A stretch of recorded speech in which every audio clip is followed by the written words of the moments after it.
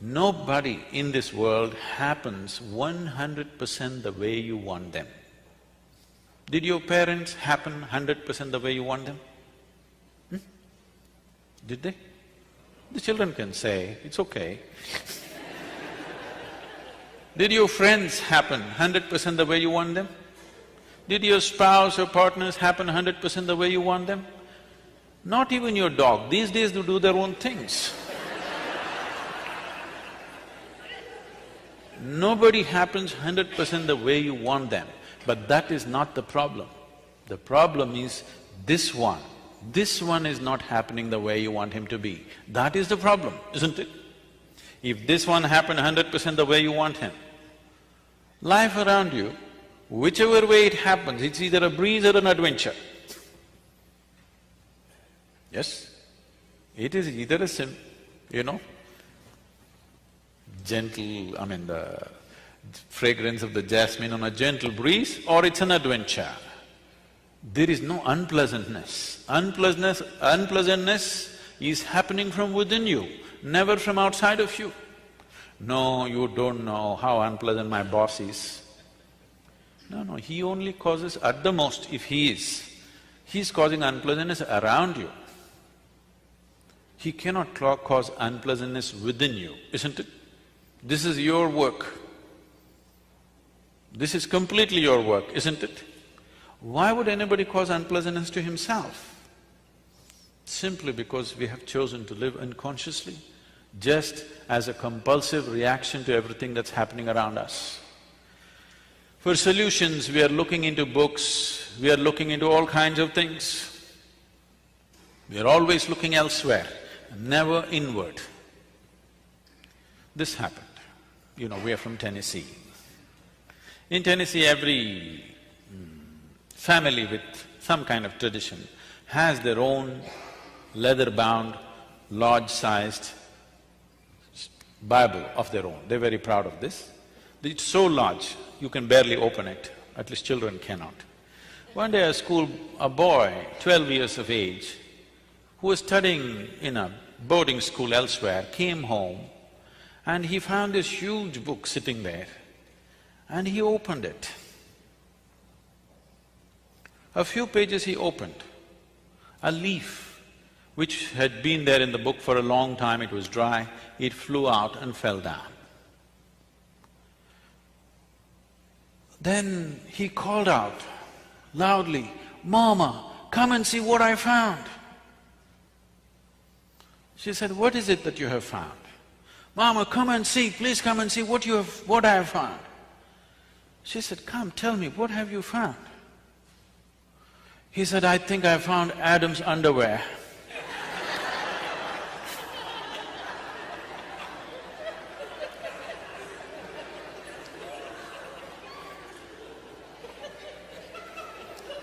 What is written there and how you perceive it is you, even now.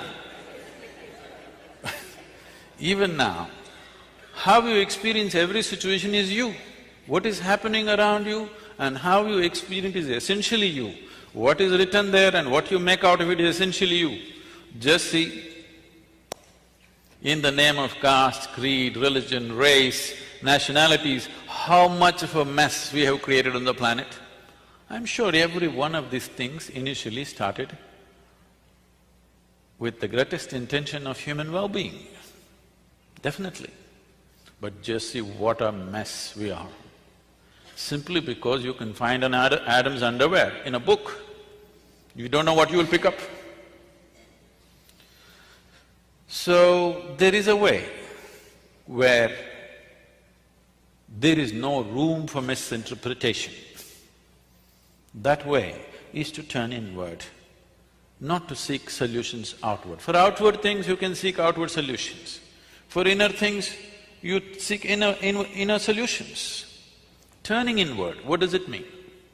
Right now, as I earlier mentioned, the only way you can perceive is through five sense organs: seeing, hearing, smelling, tasting, touching. All these things are essentially outward bound. See, you can see what's around you. You cannot roll your eyeballs inward and scan yourself. You can hear this. But so much activity in this body, you cannot hear that. If an ant crawls upon this hand, you can feel it. So much blood flowing, you cannot feel it. In the very nature of things, sense organs are outward bound, but everything that you experience is happening from within. This is the fundamental human predicament. Only if you turn inward, then you are into what you are referring to as India studies. Otherwise, India is a glorious chaos. Lot of Indians miss it. Too much order in America. Once in a way they have to go out and get lost and have a diarrhea at least. Yes or no?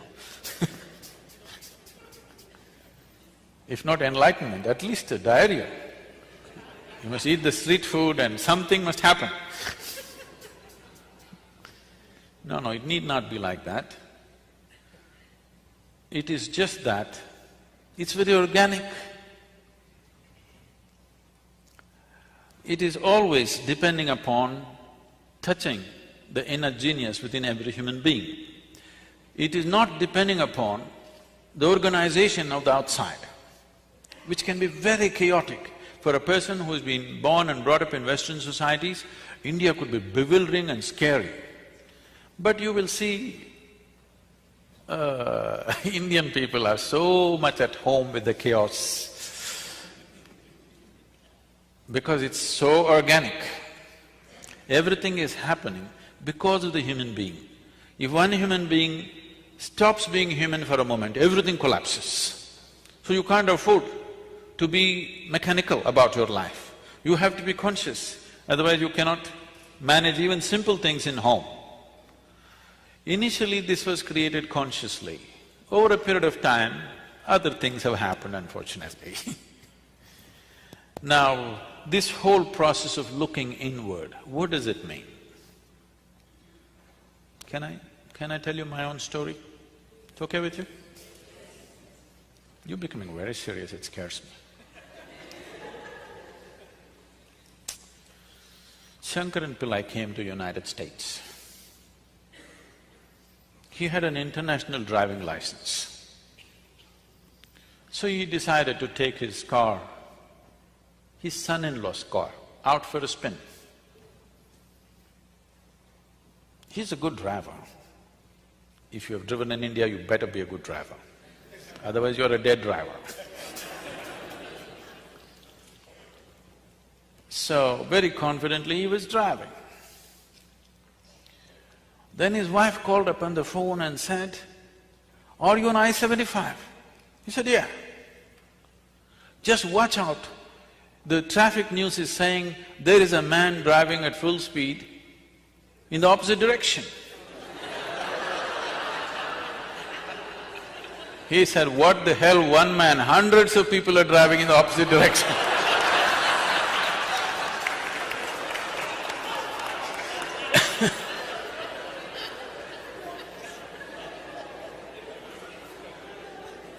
But he's very comfortable. So what does turning inward mean? This happened to me when I was just 3-4 years of age. Suddenly one day I realized, I don't know anything. I don't know anything means I don't know anything at all. If they give me a glass of water, I do not know what is water. When I say I do not know what is water, I know how to use it. I know if I drink it, it'll quench my thirst and so many other ways of using it. But I do not know what is water. Do you know what is water even today? With all this scientific exploration, you must understand, we have not understood a single atom in its entirety. We know how to use them, but we do not know what it is, even today. It is the only thing available in all the 3 states on the planet. 2/3 of the world, the planet itself is water, 2/3 of your body is water. If you want to look for life, you look for water. A drop of water means you think life is possible. It's the very basis of your existence on this planet. But you do not know what it is. So they give me a glass of water, I keep staring at this for 3-4 hours at a stretch. If I find a leaf, I will stare at it 5-6 hours. I sit up in my bed, staring at the darkness for the whole night. My dear father, being a physician, started thinking I need psychiatric evaluation. This boy is just staring at something or the other, unblinking for hours on end, he's lost it. My problem is, I look at this, I do not know what is this, how to shift my attention to something else, I'm just stuck to it, paying attention to it. In this condition, they sent me to school. I went to school and my mother told me, you must pay attention to the teacher. I went and paid attention.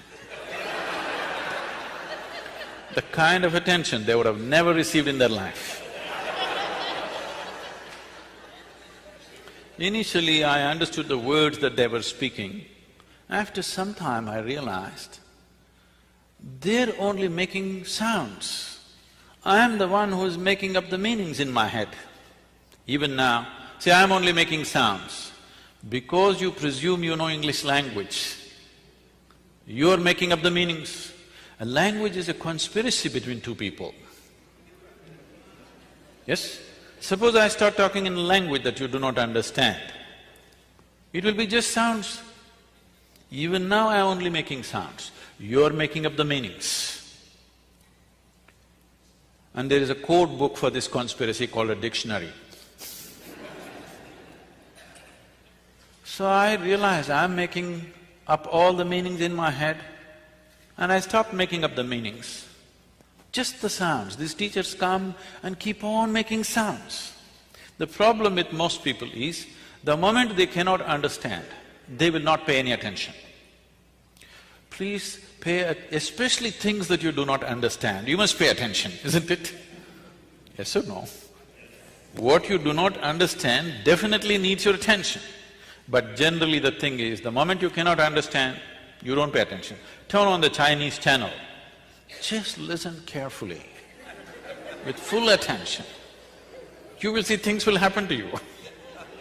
So I just paid attention, not attaching any meanings to the sounds they were making. After some time, it became so amusing, these people going on making noises. A big smile spread on my face. They were not amused at all. I was very consistent with my education. Every monthly test, consistently I got 6 zeros. Because I gave it empty. Because I was made like this, I come home in the evening study hours or 2 hours in the evening, you must study in the house. If I open the book, I stay like this, without reading a single word for the next 2 hours, I will be just like this. All I need is just a dot on the paper, just a tiny speck on the paper. If I put my attention to it, the damn speck will take me somewhere. I won't read a single word, nor will I look around, nor will I do anything, simply. After 2 hours, I'll be in the same speck, unmoving from that. So my attention is like this, I'm paying attention to the teachers. So, I clearly remember this. When every month they give this report card, I don't know if you still have it.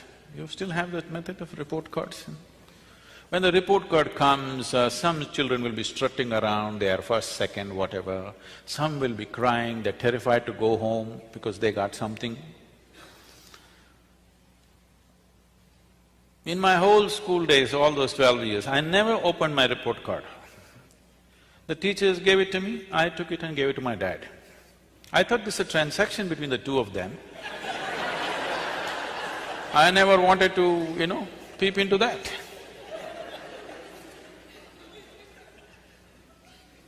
And I never was retained in any class, I always went on. About 4 years ago, this school where I studied over 4 decades ago, they came to invite me for their 125th anniversary of the school. They were inviting all the prominent alumni. They came to invite me. I said, see, please, why me? I was not just a not good student, I was not even a student. Don't take me back to the school. They said, no, our school has produced federal ministers, our school has produced film stars, our school has produced cricketing stars. You are the only mystic, you have to come.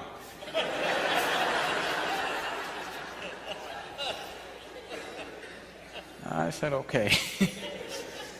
And I stood up to speak in this quadrangle, the same oppressive buildings. I just looked like this, I suddenly saw this classroom and this whole situation came back to me. I was about 12 years of age.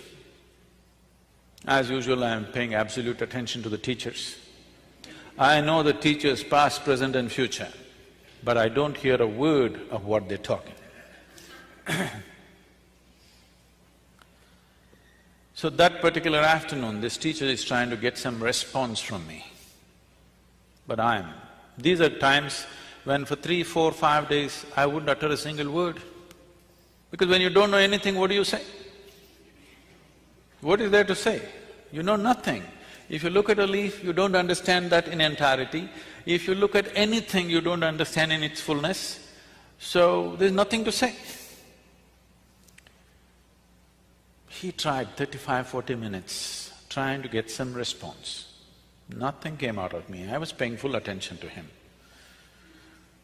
He came, held me by the shoulder, shook me violently and said, "You must either be the divine or the devil. I think you are the latter." Till now, till that moment, my problem was, what is this, what is that, what is that, what is that? But there was one clarity that this is me. Suddenly this man confused me about this also. I looked, wow, am I devil, am I divine, what the hell am I?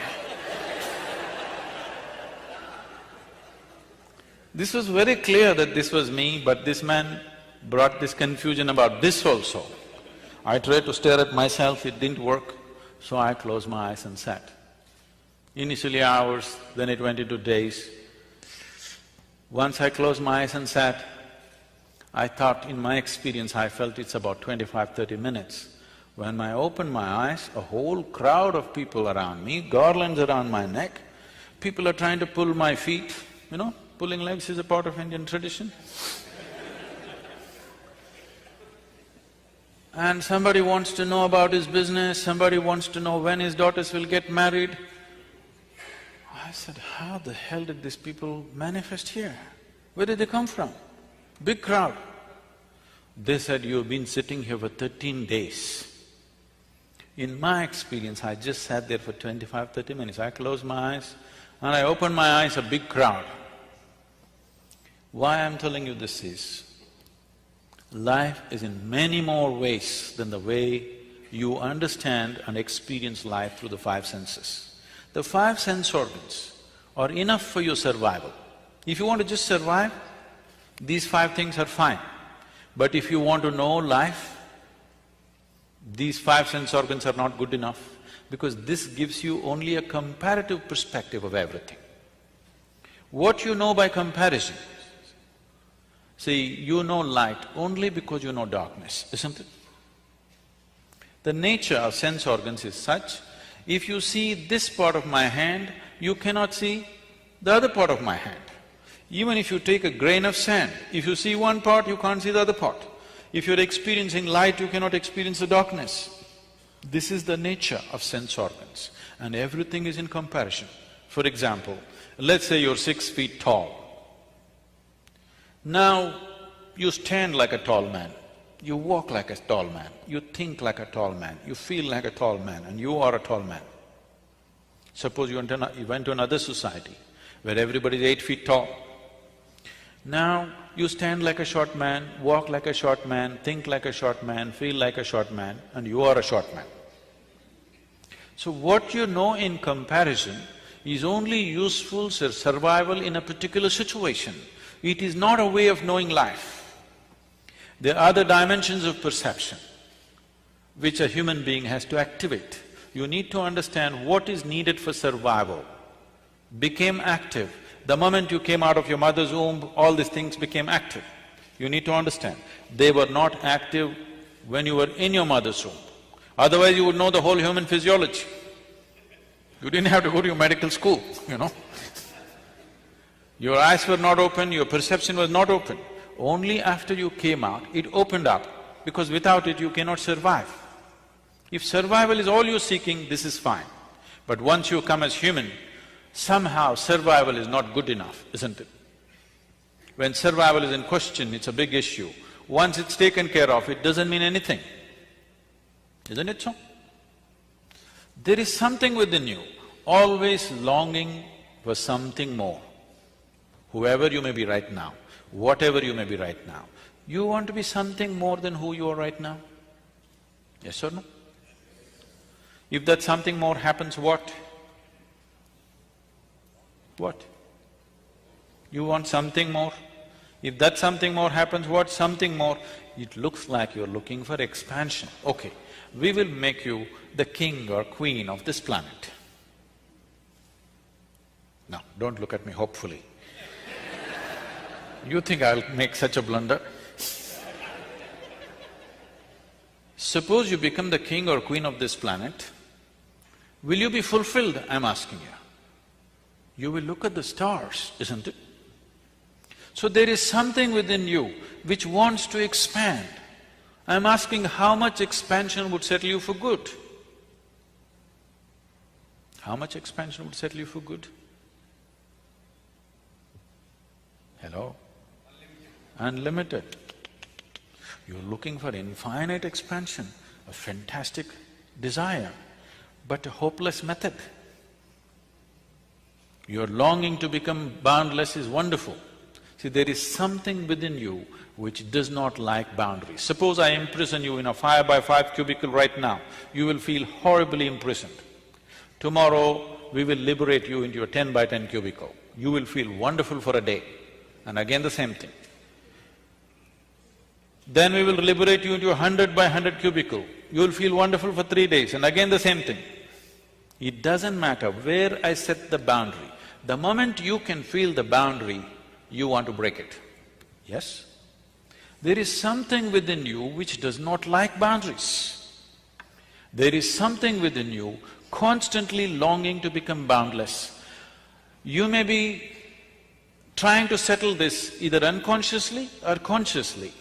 If you're trying to settle it unconsciously, you think going out shopping will settle it. It does for a moment, again tomorrow the same thing. Or reading a book will settle it, or conquering something will settle it. All these things settles you for some time, and again the same thing. The moment you can feel the boundary, again it's a problem, isn't it? There is something within you longing to become boundless. You need to understand this. Boundaries are essentially the nature of the physical. The physical exists in this universe, the physical exists in creation only because of defined boundaries. I can call this a physical body only because there is a defined boundary. If I take away the boundaries of this body, could you call this physical? If it is all over the place, would it be physical? Only because it stays within a defined boundary, it's physical. So boundary is the nature of physical existence. There is something within you longing to go beyond all boundaries. So if you touch a dimension within you, which is not physical in nature, only then this will settle. Is there such a thing? Well, let's understand this. When you were born, your body was only this much, now it's become this much. How did it happen? What? How did it happen? The food that you've eaten, isn't it? The food that you've eaten. So what you call as my body is a heap of food, actually, or it's a piece of this planet. Physical is something that you gathered over a period of time, yes? Physical is an accumulation. What you accumulate, at the most you can claim it is mine. It cannot be you, isn't it? It can be yours, it can never ever be you. It can be mine, it can never ever be me, isn't it? What you gather can belong to you, cannot become you. But right now, you are so identified with things that you have gathered. Not only in the body, in the mind, your mind is a heap of impressions that you've gathered. Your mind is a gathering, your body is a gathering. Both are accumulations. Between these two things, where are you? A dimension beyond the physical, which is the basis of all this. If you eat a piece of bread, it transforms it into such a fantastic machine that we call as human mechanism. This human body is the most sophisticated technology on the planet. Do you agree with me? Yes. The iPhone users, I'm asking you. Because I see you so deeply engrossed in it, you seem to think it's more than the eye. Now, this is the highest level of technology found on the planet. Everything else is a small imitation of this, isn't it? And with what are you manufacturing this? With a piece of bread, with a carrot, with an apple, with whatever you eat. Just about anything that you eat, even if you eat the so-called junk food, even that is becoming wonderful technology. So there is an intelligence here, there is a competence here, which is capable of transforming a piece of bread into such a highly sophisticated machine. If only if you had access to this intelligence consciously, you would live your life magically, not miserably for sure. So how often do you touch this? Every human being touches it at some moment in his life. If you can consciously touch it, definitely you would stay in touch with it, isn't it? If you accidentally touch it, then it happens accidentally. Most beautiful moments in people's lives, unfortunately, are generally accidental. People come and tell me, Sadhguru, I met such a wonderful person. I say, stop. Why are you not that wonderful person? Why is it that you're meeting such wonderful people? If you are feeling absolutely wonderful, anything that you look at looks wonderful, isn't it? Yes or no? Have you noticed this? When you're happy, you appreciate everything. When you're miserable, everything is… the whole creation is a rubbish. Yes or no? So this possibility is not in the Himalayan cave. This possibility is not geographically located in India. This possibility is here with every one of us. Whether we turn inward or we squander our life outward, that's all the choice you have. Because the experience of life, the quality of your life is right now determined not by what kind of clothes you wear, what kind of car you parked outside, what kind of home you live in. This moment, what is the nature of your experience? Is it immensely pleasant or unpleasant or seesawing between the two? That determines the quality of your life.